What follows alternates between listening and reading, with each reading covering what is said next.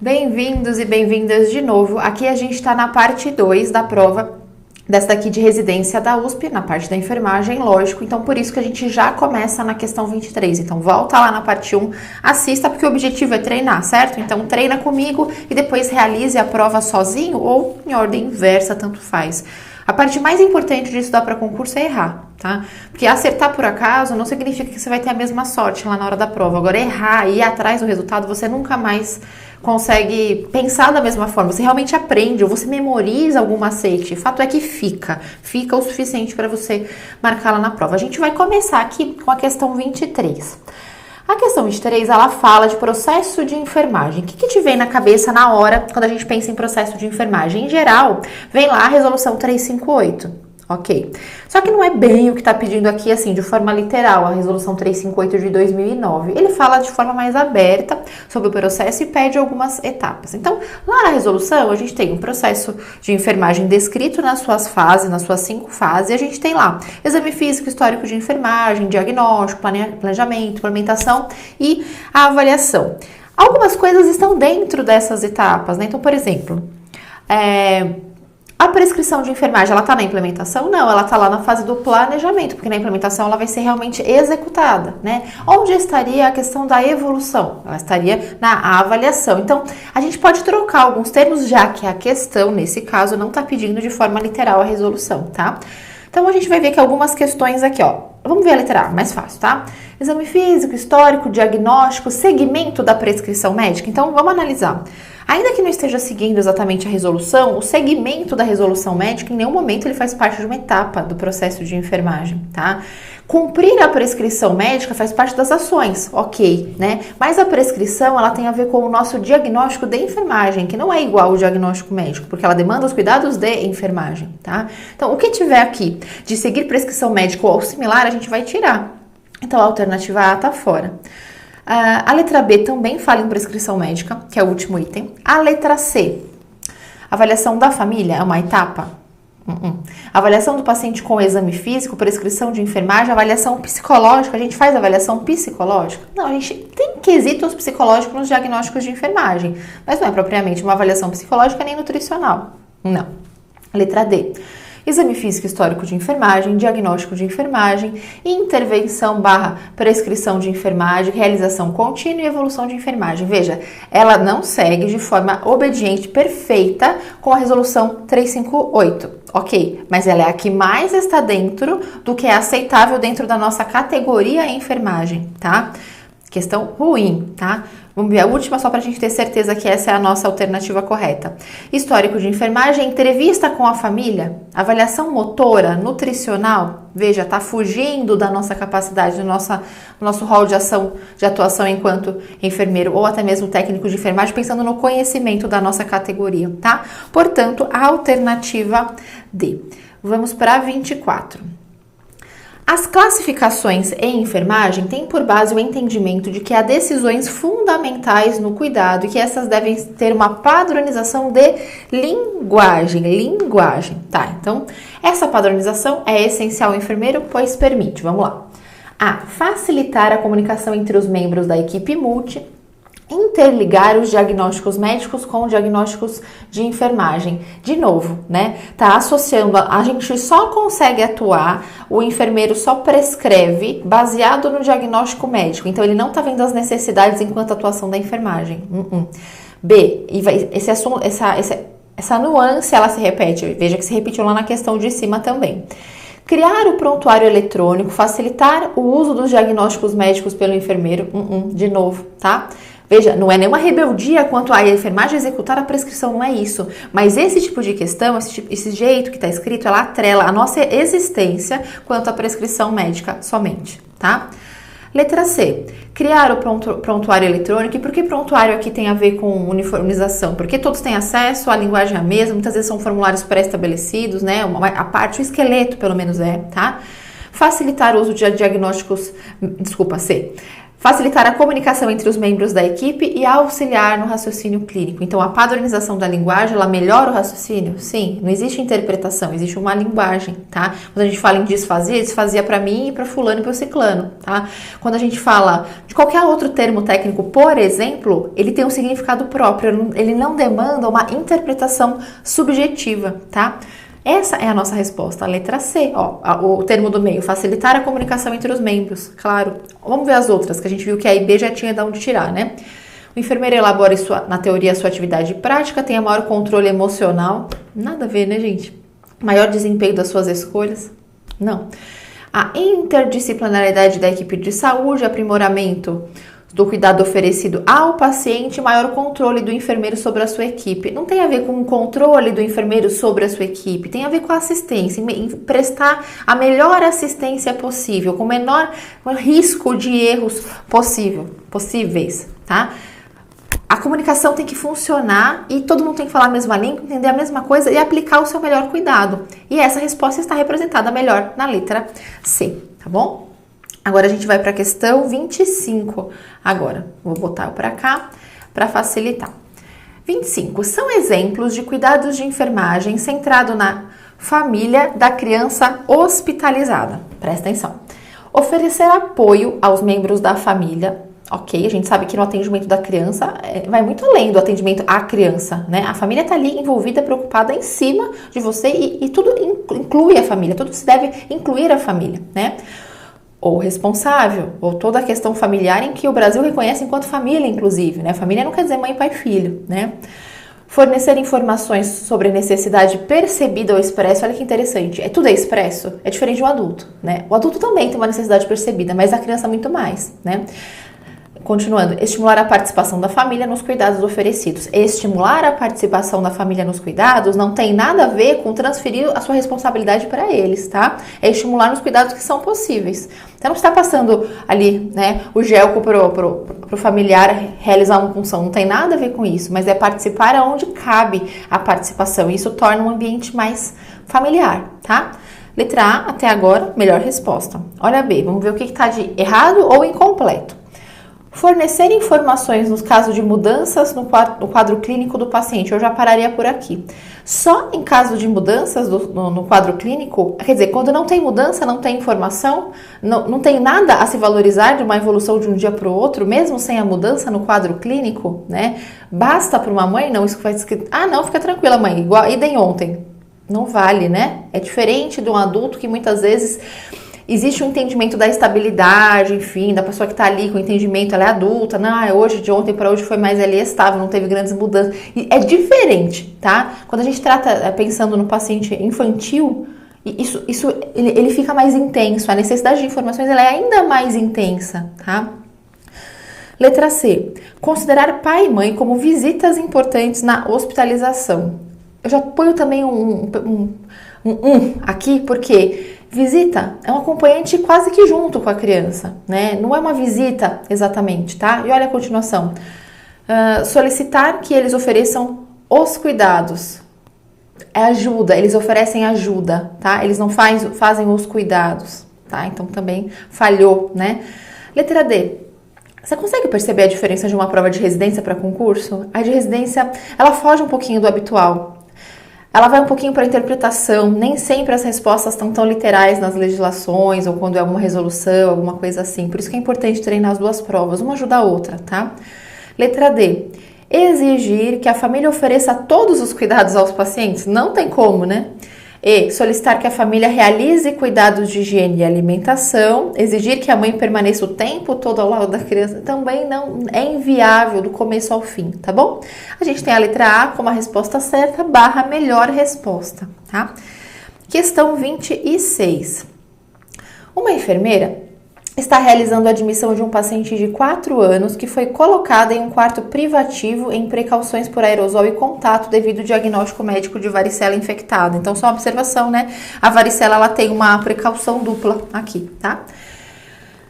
Cadê? Achei. Pode ser considerado como fator de estresse para a família desse paciente. Fator de estresse, o que pioraria ali a relação, a facilidade de entendimento, de colaboração, tudo isso. A hiperatividade e a birra do paciente por ser escolar. Não, ser escolar não significa que vai ter birra, não significa que vai ter hiperatividade, né? E muitas vezes já é uma característica da criança, se for o caso, né? E não necessariamente vai ser um fator de estresse, tá vago, tá pobre demais, tá? Item B. O uso dos equipamentos de proteção individual pelos profissionais que demonstra que a equipe tem aversão ao paciente. O EPI não é nojo, né? O EPI protege contra contaminações, contra a proteção profissional. Não tem nada a ver, né? Com nojo, com aversão, nada a ver. C. A permanência em quarto privativo que pode ser entendido pelo paciente como uma punição. Olha que interessante, a criança que tanto demanda uma companhia, né? Por ser um quarto privativo, pensando nas precauções na qual ela está submetida, pode ser sim um fator estressante, né? Pode ser considerado um fator de estresse para a família. Como que quebra esse fator de estresse? Pensando, né, de ela ficar ali isolada, né? Quebra explicando educação em saúde, ela entendendo que isso é uma proteção para todos os outros pacientes, mas é um fator de estresse. O isolamento é um fator de estresse. Grava isso, se repete muito em provas de residência, tá? Letra D. O fato do médico não poder examinar o paciente porque ele está em isolamento. O médico pode examinar o paciente, ele simplesmente cumpre o protocolo do isolamento, né? Proibição de visitas e acompanhantes, porque a criança, dessa forma, ela permanece sempre desacompanhada. Ela pode até receber visita dentro das normas de precaução, tá? Vai depender de protocolo para protocolo, mas a criança ela não fica proibida de receber visitas, exceto em algumas condições específicas, tá? No geral, ela não fica proibida. Então, dentre as alternativas, novamente, a letra C, pensando no estresse da mãe, da família, enfim, né? Diante daquele quadro infantil, o isolamento pode ser um grande fator de estresse. As outras, elas têm informações incorretas misturadas, tá? A gente vai aqui para a questão 27 agora e, novamente, eu demando vou vir para cá. Questão 27. A perda de controle percebida pelo paciente pediátrico durante a hospitalização é considerada fator de risco para o atraso temporário ou permanente ao desenvolvimento infantil, né? Ela se torna extremamente vulnerável, né? Ela sai de um ambiente que a estimula a ser cada vez mais independente. São considerados cuidados de enfermagem para minimizar a perda do controle. Se ajude. Se estar ali num ambiente estranho, fora do seu controle, atrapalha esse desenvolvimento, quanto mais eu trago familiaridade para aquele local, quanto mais eu aproximo a casa, a rotina, a palavra rotina, ela é marcante aqui, tá? Quanto mais eu imponho rotinas, né, que sejam similares ao que ela tinha, ou na medida do possível, e eu estimulo a independência dela, mais isso fica desapercebido, tá? Letra A. Promover a liberdade de movimento, manter a rotina diária da criança e estimular sua independência. Essa é a nossa resposta, é se aproximar ao máximo do normal, tá? Letra B. Promover a compreensão, manter as rotinas padronizadas da unidade e estimular o autocuidado. Comparando A e a B, é o miolo que tá ruim. Quanto mais eu não adapto as rotinas da criança, mais ela fica sofrendo o que o enunciado nos traz, tá? Dá para ser perfeito a rotina da criança? Claro que não. Seria uma adaptação possível. Existe um limite, mas existe um esforço em fazer acontecer, tá? Letra B errada, letra C. Realizar a preparação antecipada para procedimentos, manter as rotinas do hospital do sono e cochilo e manter as crianças pequenas em berços ou cercados. A mesma coisa. Você imagina uma criança que já caminha e etc, né? Que é mantida o tempo inteiro num cercado. Impossível, né? Parece um bichinho na jaula, né? Não tem como, né? E vamos supor, rotina de sono e cochilo. Então a criança, no exemplo, não cochila mais, né? E aí é estipulado no hospital que das 2 às 3 ela vai cochilar obrigatoriamente. Não vai rolar, né? Ela não vai ser favorável para a melhora dela de forma nenhuma, tá? Então essa flexibilidade ela tem que existir na pediatria. Letra D. Planejar uma programação diária com horários e atividades, manter repouso forçado. A palavra já te indica que tem alguma coisa errada, né? E manter janelas e persianas abertas, isso, janela, para ela pular, né? Exigir a permanência dos pais, ela não consegue nem cochilar se ela quiser, né? Para começar, a persiana aberta, aquela claridade, não existe nem essa adaptação, né? Exigir a permanência dos pais em procedimentos dolorosos, exigir, às vezes é possível, às vezes não é, informar as crianças sobre os seus direitos enquanto internada, informar as crianças. Imagina você lendo, né, uma diretriz para uma criança de 4 anos. Fora, né, gente? Letra A. Portanto, tá? E vamos para a questão 28. Idoso, em cuidados paliativos por câncer de pulmão, é levado para o pronto atendimento por sua filha com dor torácica, desconforto respiratório. Então, observa que tá com câncer de pulmão e o objetivo aqui é cuidado paliativo. Se a gente fosse resumir o cuidado paliativo, a gente vai pensar em conforto, a gente vai pensar em qualidade de vida, em redução de dor, em autonomia da melhor forma possível, algo assim. E não em cura, né? Já vou pular até uma parte, tá? Vou ler. A filha comunica à equipe que o pai não quer ser entubado, deseja apenas o alívio da dor, pertinente com um cuidado paliativo. O enfermeiro, ao ter conhecimento do caso, encaminha ao quarto reservado e durante o atendimento da equipe multi é instalada máscara de oxigênio e morfina, né? Pensando na ideia de um conforto respiratório e alívio de dor, né? Após 1 hora, o idoso evolui para óbito e aí então não é feito reanimação e etc. Tá? Tá ok. Existiu respeito? Sim. Cuidados paliativos é isso, né? Não é reanimar o paciente sempre, é dar o conforto, é tirar a dor, é melhorar a qualidade dentro do limite possível, da melhor forma, mais digna possível, né? Então, a ideia das alternativas aqui é julgar se foi prudente ou imprudente. Então, está correta, está errada, enfim, está ok, né? A conduta está ok, está junto, indo a favor do que é o conceito de cuidados paliativos. Então, letra A, imprudente, letra C, negligente, letra E, insegura e letra D, imprecisa, já sai fora. Vamos conferir a B, que é a única que diz que está ok. Correta, pois ofereceu todos os cuidados paliativos necessários para assegurar o conforto físico e psíquico, respeitando a vontade do idoso e a sua filha. Veja, por que instalou a máscara? Porque lá em cima dizia que ele estava com desconforto respiratório e também com dor torácica, né? Então, realizou os cuidados de forma a manter o conforto, qualidade de vida até o que se extinguisse essa vida, sem dor, sem ali grandes sofrimentos, tá? Então, 28, portanto, letra B. Questão 29. Eu acho que tem até a 40, se eu não me engano. As mortes maternas podem ser classificadas como obstétricas diretas ou indiretas. Então, morte materna, óbito, aconteceu entre a gestação e 42º dia pós-parto, tá? 42º dia de pós-parto, isso mesmo. E a causa são múltiplas, tanto que o enunciado coloca causas diretas ou causas indiretas. Tá, vamos lá, porque essa vai ser a grande chave dessa questão. A causa da morte materna direta vai ser associada com uma complicação durante a gestação, então uma complicação obstétrica, tá? Seja do parto, seja durante a gestação e até mesmo no puerpério. Então, causa de morte materna direta. A causa de morte materna indireta tem a ver com alguma doença que ela já tinha, entendeu? Então, não tem a ver com a gestação, nem com o parto, nem com o puerpério. A indireta tem a ver com alguma doença que ela já tinha, que desenvolveu de repente, que já existia pré a gestação, pré-momento da gestação, tá? Ou ocorreu neste período, mas não tem a ver diretamente com o fato de estar gestante, é outra causa que ocorreu concomitantemente a este período, e aí na literatura diz assim, exceto as que são as diretas. Então, são as outras causas, tirando as diretas, da qual a gestante já trazia ou desenvolveu neste período de gestação, parto e puerpério, que não as diretas. Tudo bem? Então, vamos ver as alternativas aqui. Letra A. Indiretas, resultantes de complicações surgidas durante a gravidez. Se for durante a gravidez, direta. E não indireta, errada. Diretas, doenças pré-existentes agravadas. Pré-existentes, então é indiretas. Entendeu? Você sabendo o conceito das duas, aí você vai notar que o enunciado ele fez um bololô, né? Letra C.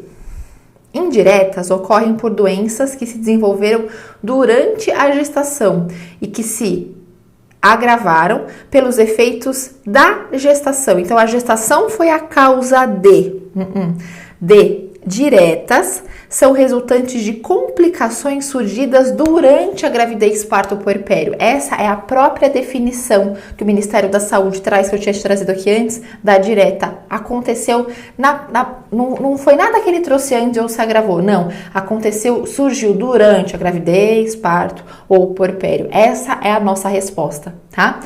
E indiretas são complicações que surgem durante o parto. Se surgem durante o parto, seria direta e não indireta. Tudo bem? Alternativa D, então. Agora a gente vai para a questão 30, vamos lá. O planejamento familiar contribui para a redução da morbimortalidade materna e infantil. Então pensa, se eu estou planejando a minha família, muito provavelmente eu vou induzir um aborto? Não. Ou seja, eu vou evitar complicações em que o não planejamento, a surpresa de uma gestação, né, até mesmo com relação a doenças, né, a morbimortalidade, enfim, a aceitação de um pré-natal, a frequência de um pré-natal, né, ser uma criança desejada, né, e as consequências disso, ela tem a relação direta, tá? Então, o planejamento contribui, pois aumenta o número de gestações não desejadas? Não, se eu planejo, eu aumento o número de gestações que são da categoria desejadas, né? B, aumenta o número de ligaduras tubárias por falta de acesso a outros métodos? Não, né? Outros métodos são muito mais fáceis de ter acesso do que a própria ligadura tubária. Reduz o intervalo entre as gestações. Reduz. Então, eu tenho mais filhos. Não, ao contrário. Se eu planejo, eu posso escolher dar um intervalo maior. D. Aumenta o risco de complicações em mulheres com doenças pré-existentes. Se eu planejo, eu tenho maior adesão com o pré-natal, muito provavelmente, e esse controle evita ou a própria doença ou uma complicação, ou essa transmissão, enfim. Não. Letra E, diminui o número de abortos provocados, porque muitos dos abortos são provocados por uma gestação surpresa, entre aspas, surpresa, né? Mas entende? Não planejada, tá? Portanto, 30 é letra E. 31, vamos lá. No âmbito da rede cegonha, preconiza-se a realização da primeira semana de saúde integral, que tem a ver com estratégias de saúde, realizadas atividades da saúde da puérpera e recém-nascido, tá? Isso foi lançado lá em 2004 e inclui o quê? Presta atenção. Teste do pezinho, vigilância da saúde, aí ele fala, a Ministério da Saúde traz aqui sobre o binômio, né? Então, vigilância da saúde materna e da criança, pensando no 2 em 1 ainda, né? Cuja a saúde desse recém-nascido, ela depende quase diretamente da saúde dessa mãe, e num percentual muito grande, tá? Atualização de vacinas, icterícia e etc, tá? Também se faz triagem auditiva, várias coisas ali pensando no recém-nascido e mãe. Então, primeira semana de saúde integral. Vamos ver o que está de errado procurando a correta, tá?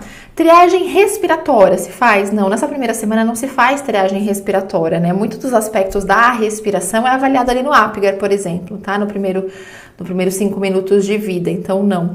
Fornecimento do resultado do teste do pezinho? Avaliação do aleitamento materno e lóquios? Não se fala em lóquios nessa primeira semana, tá? Até porque os lóquios são normais, não é nenhuma patologia, tá? E essa avaliação do aleitamento materno, ela vai muito além da primeira semana. A primeira semana seria muito pouco para se avaliar o aleitamento materno, tá?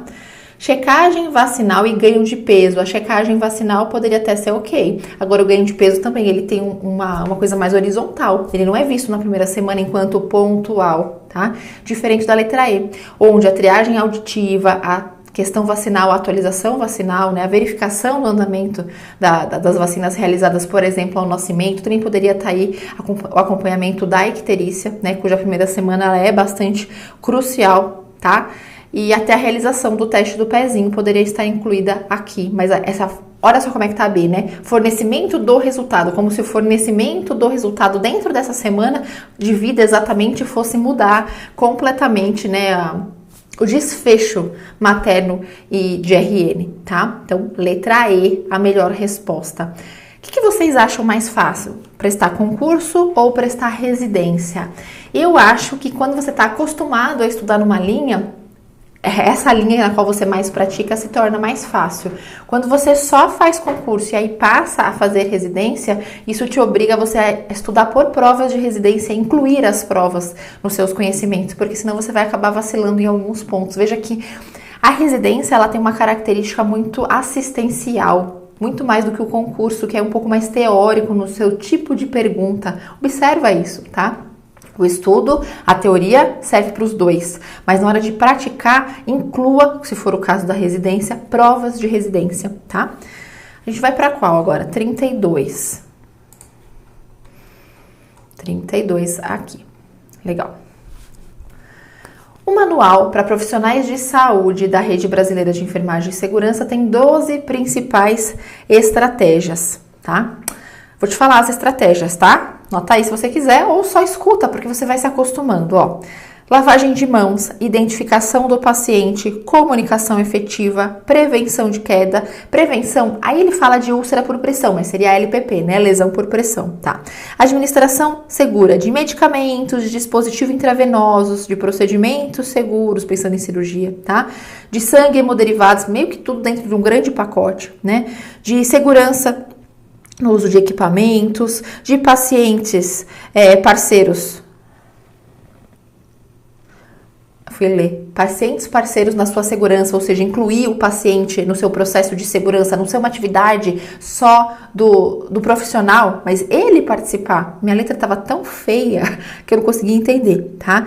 E formação do profissional da saúde para esse paciente, para essa cultura de segurança funcionar, tá? Então a gente viu várias coisas. O que não tem aí, tá? Você vai ter que memorizar esses 12, não tem jeito, bota uma lista na tua frente.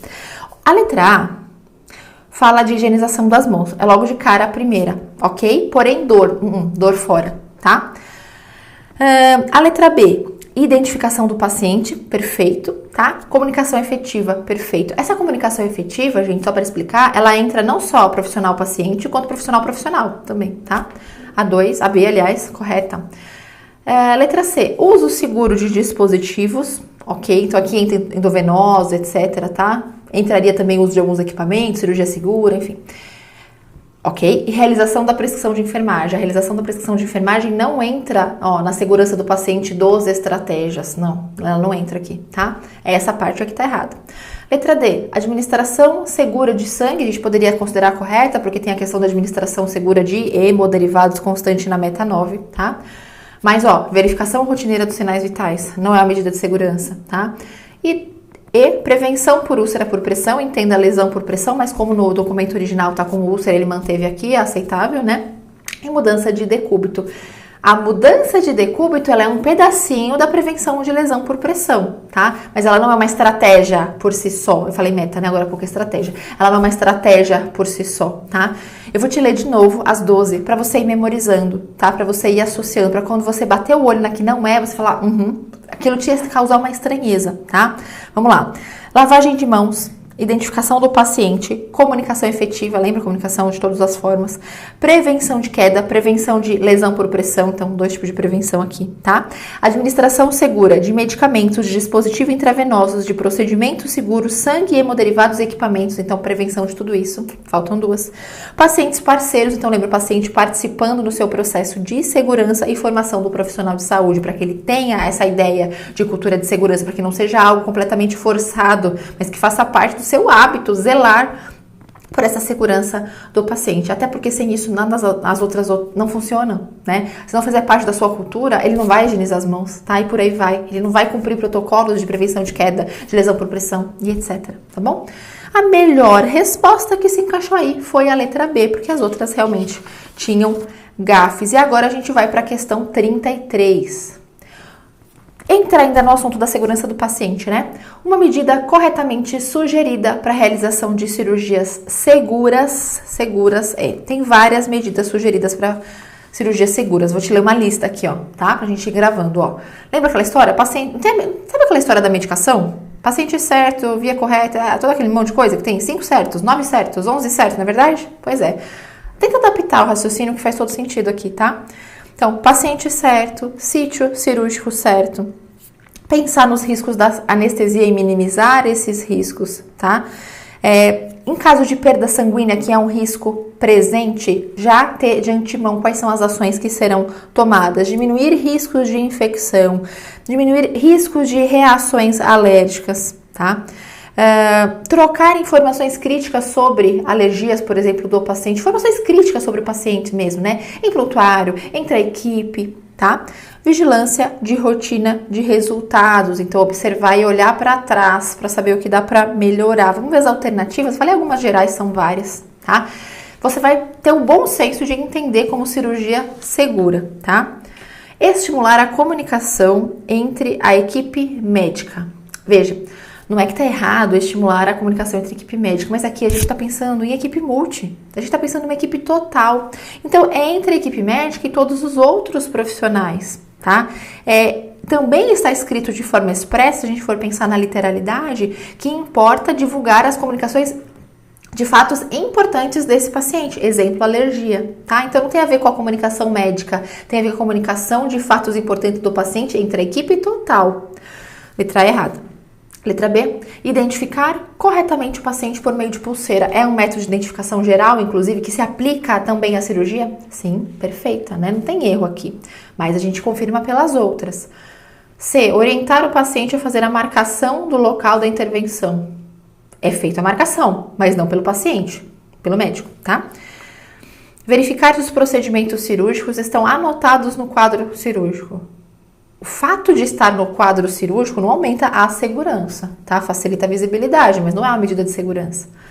E checar a lista de verificação após a incisão cirúrgica. E na sala de recuperação é que é engraçado, né? Existe uma lista de verificação cirúrgicas para acontecer antes da cirurgia, de verificação cirúrgica. Se eu já cortei, já fiz a incisão, tô conferindo de forma retardada. Posso até conferir e falar, tá tudo ok, mas e se não tiver ok? Eu já abri o paciente, tá? Portanto, letra B ficou com a correta. E a gente tá acabando, né? Já estamos na 34. Minha folha já foi um monte aqui. Quando vocês forem fazer prova, uma sugestão só, né? Você pode escrever na própria prova, é legal ficar ali registrado, mas quando você não consegue refazer a prova porque tá ali com a cola já, né? Então você pode imprimir a prova se você for fazer impressa, né? Ou salvar em PDF, óbvio, né? Mas o fato é que é legal você ter um papel, que nem eu tenho aqui meus rascunhos, eu explico aqui a alternativa errada por quê, veja que até rascunho, né? Porque me permite, enquanto aluna, fazer a prova de novo com ela bem limpinha, né? E, a não ser que isso falando no caso impresso, né? E aí eu resolvo sozinha, mas aí eu já vou ali na resposta tal, da 30 e não sei o que, e confiro a minha resposta, e confiro a minha justificativa. E com isso eu estou estudando. Eu, depois de fazer essa prova, eu sou outra pessoa. Sempre, depois de cada prova que eu faço, que eu gravo, eu sou outra pessoa, porque me obrigou a olhar assunto por assunto e tentar encontrar, inclusive, aonde o examinador, da onde veio essa informação. Porque tem várias informações que elas podem vir de múltiplas fontes, né? Pode vir, inclusive, de um artigo, mas pode vir de um manual do Ministério da Saúde, ou pode vir da legislação tal. E eu gosto de trazer o trecho, exatamente. Para quê? Para me entender que para aquela banca, para aquela prova, esse documento é extremamente importante. Então, eu acabo de resolver uma prova muito afiada. Eu me sinto muito capaz de resolver ela de novo, entende? E esse teste você pode fazer com você. Acabou de resolver a sua prova, não precisa resolver no dia seguinte, mas põe no seu calendário, põe no seu planejamento. Daqui uma semana eu vou resolver essa prova de novo, sozinha. E veja se o seu percentual de acerto sobe. Ah, continuei errando, errei 5, 6, 10, refaça. E faça toda de novo essa prova daqui uma semana. É assim que você aprende, tá? 34 é bastante literal. Freitas define que o processo de envelhecimento populacional se inicia... Pensa que eu tô com soluço. Acho. Deu uma sensação que eu ia ter soluço, porque eu tenho muito soluço. Se inicia com a queda da fecundidade, levando à redução da proporção da população jovem a um consequente aumento da população idosa. Enfim, não é nada disso que ele vai perguntar, ele quer saber das idades, tá? Segundo o Estatuto do Idoso e a Política Nacional do Idoso, definem como população idosa. Então, quando você vai no Estatuto do Idoso, isso é completamente conceitual. A gente tem população idosa acima de 60 e o termo muito idosa, população muito idosa a partir de 80, tá? Portanto, letra D de cara. Ah, vamos supor, né, que se eu soubesse um e não soubesse o outro. Vamos supor, eu sabia o que era muito idoso, 80. Aí você vai lá na outra opção de 80, que é a letra B, aí você encontra um idoso de 70 anos, que muito provavelmente você já entendeu que não é.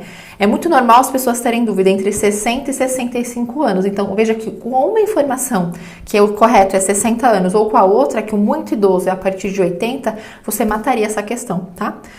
Letra D para essa. Agora a gente vai para 35, com muito carinho e amor aqui para você acertar, entender.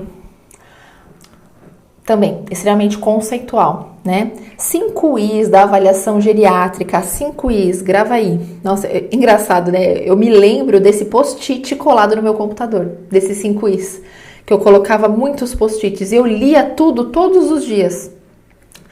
Parecia avulso, parecia uma coisinha solta, mas aquilo ia gravando, sabe? 5 Is. instabilidade postural, imobilidade, incontinência, iatrogenia e incapacidade cognitiva. Assim, quiz da avaliação. De novo.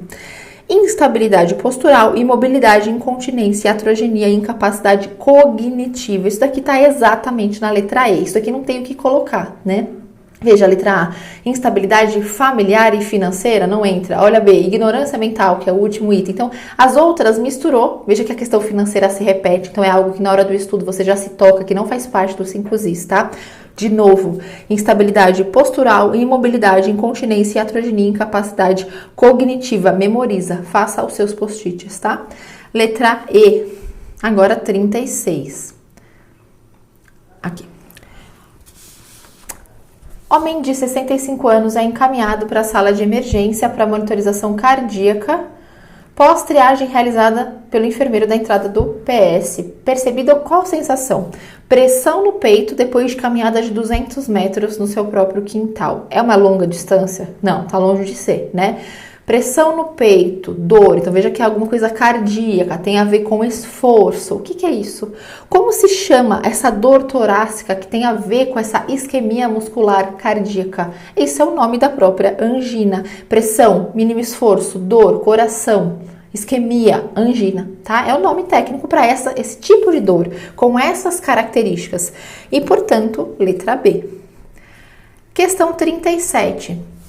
As doenças cardiovasculares são a principal causa de morte no Brasil, gerando os maiores custos com relação a intervenções hospitalares, falando de doenças cardiovasculares geral, tá? Dentre os principais fatores de risco, a gente tem alguns aqui e a gente tem outros, né? Então, eu fiz uma lista aqui de principais, os que mais caem, fatores cardiovasculares, que levam a doenças cardiovasculares, fatores de risco, tá? Então, ó, sedentarismo, obesidade, hipertensão, diabetes, estresse, tabagismo são os que mais aparecem em prova, tá? Eu consultei, assim, umas 8 provas aqui para resolver outras questões que eu estava fazendo uma aula e toda vez que aparecia fator de risco eu anotava, tá? E foram esses que apareceram. Então, ó, letra A, consumo abusivo de medicamentos? Não. Consumo esporádico de álcool? Não, o que aparece muito é o etilismo, né? Tabagismo? Tá na lista com certeza. Realização de atividade física intensa? Não, lá tem obesidade e sedentarismo, né? Ao contrário. Consumo de alimentos com baixo teor, de gordura? Não. Como tá lá, obesidade tem a ver com alto teor de gordura, né? E dentre outras coisas, lógico, né? Mas aí, a única que está integralmente correta é a letra C, tabagismo. Estamos na última página, em 38 agora. Ainda, você vê que ele já deu sequência no assunto, né? A obesidade é definida como excesso de peso atribuído ao aumento de gordura corporal. Pode-se entender que a obesidade é um sinal ou sintoma causado por... Vamos pensar na ingestão e no gasto, tá? Que é a maneira mais simplista de encarar a obesidade, misericórdia. Tem tantas coisas dentro da obesidade, mas vamos pensar considerando esses dois fatores, que eles também estão presentes. Existe um equilíbrio ou existe um desequilíbrio? Um desequilíbrio, senão não ia engordar, né? Vamos pensar só nesse fator, tá? Pelo amor de Deus, não mistura as bolas, não põe palavras na minha boca. Se eu ingiro 500 calorias e eu gasto 500 calorias, pensando só nesse fator, eu tenho um equilíbrio, mas provavelmente eu não tenho obesidade. Agora, se eu ingiro, né, 3.000 calorias e eu gasto 500 calorias, não pensando em metabolismo basal, nada disso, pensando só cruamente nisso, opa, tem um excesso, tem um desequilíbrio ligado à obesidade, tá? Então, pensando em obesidade, olha a letra A, equilíbrio, B, desequilíbrio, as outras... Equilíbrio, desequilíbrio, equilíbrio. Então, vamos tirar os equilíbrios, tá? Vamos ficar com a letra B e com a letra D, que são desequilíbrios, tá? Vamos ver a B. Desequilíbrio entre a ingestão e o gasto calórico, sendo que esse fenômeno não é agudo. A obesidade é uma doença crônica. Parece ok, né? Letra D. Desequilíbrio entre o armazenamento de energia e o ganho calórico. Na verdade, o ganho calórico e o armazenamento de energia é a mesma coisa, seria o gasto calórico, né? Tá aqui tá escrito ganho, né? Sendo que esse fenômeno é agudo, então também tá errado, que a obesidade não é aguda, né? Você não fica hoje obesa e amanhã magra, novamente. Não, né? No peso ideal, não. Não é assim, é um fenômeno, ninguém acorda obeso, né? É um fenômeno crônico, certo? Então, letra B, a nossa melhor resposta. 39. A hipertensão arterial é considerada uma doença crônica. Veja que ele pega os ganchos, né? Uma doença crônica e começa com doença crônica. Controlável e um importante fator de risco para o desenvolvimento de doenças cardiovasculares. Lembra? Um dos fatores, né? Hipertensão. pois ocorre nos pacientes hipertensos. Veja, a gente tem a angiotensina 2, veja, algumas medicações elas bloqueiam, né, a angiotensina 2, então, né, nesse processo de hipertensão, a gente tem o aumento da angiotensina 2 numa das causas, tá? E essa angiotensina 2, ela é um vasoconstritor. Portanto, vamos ver o que a gente encontra aqui frente a essa informação, porque ele usa essa informação durante todas as alternativas, por isso que eu dei ênfase nessa, tá? A. Aumento da concentração da angiotensina 2, um potente vasodilatador? Não, a angiotensina 2 é vasoconstritor, fora. B. Diminuição da angiotensina 2? Não, a gente tem um aumento, fora. C. Aumento da concentração de angiotensina 2, potente vasoconstritor, ok. Que além de produzir hipertensão, promove aumento da musculatura lisa. Aqui ele falou coisa com coisa, mas vamos comparar para você se convencer. D. Diminuição da concentração de angiotensina 2? Não, aumento e vasoconstritor. São informações que tiram um monte de alternativa. E E, aumento da concentração de angiotensina 2, que de novo ele fala que é vasodilatador. Percebeu? Com essas duas informações você vai chutando as alternativas erradas até chegar na letra C. E a gente está na última questão. Diabetes 2. Ocorre a resistência à insulina. Legal. A resistência à insulina, ela não é só genética, mas ela também não é só adquirida, ela pode ter as duas condições. A resistência à insulina quer dizer que vai pegar o uso da glicose e vai fazer o uso perfeito e normal? Não, você não teria a palavra resistência, ela vai ter um uso desadequado. Não existe a palavra não adequado da glicose recebida, ingerida, enfim, introduzida, tá bom? Então, essas duas características é muito importante, ela roda dentre essas alternativas. É uma condição genética ou adquirida, tá? E ela atrapalha a utilização da glicose, ela diminui a utilização correta da glicose. Letra A. Exclusivamente adquirida? B. Exclusivamente genética? C.